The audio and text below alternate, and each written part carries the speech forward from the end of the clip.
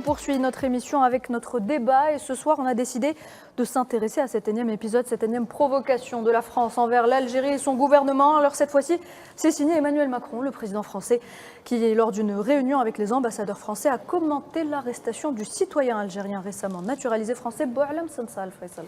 Oui, Boualem Sansal est arrêté, il est emprisonné depuis la mi-novembre 2024. Il est poursuivi en vertu de l'article 87 bis du Code pénal algérien pour atteinte à la sûreté, à l'intégrité du territoire algérien, l'unité nationale, et également complot contre la sûreté de l'État.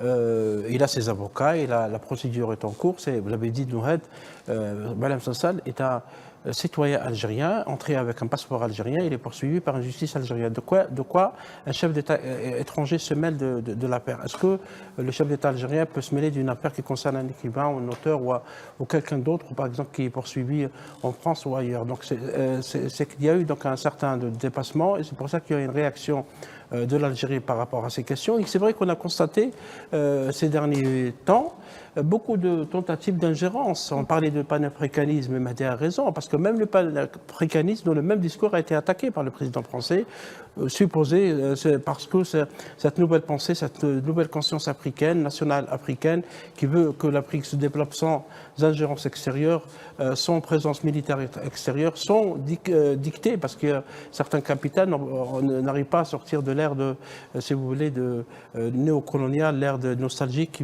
qui dictait les conduites au chef d'État africain ou au peuple africain. Et donc c'est pour ça que cette réaction, et on parlera durant l'émission, comment l'extrême droite française, menée notamment par Sarah Knapo, Sarah Knapo, dans une interview, a insulté les Algériens, les a insultés après avoir insulté le chef d'État, après avoir insulté toute l'Algérie. Elle a qualifié les Algériens qui sont en France de bombes sur pattes. Tous les Algériens sont des terroristes.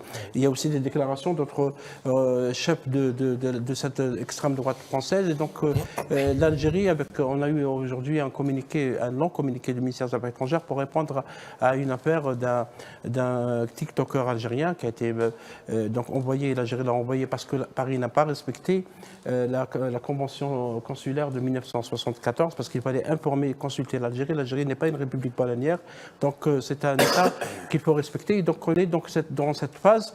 Est-ce que ça va aboutir à quelque chose? Parce que les perdants dans cette histoire, il est évident que ce n'est pas l'Algérie.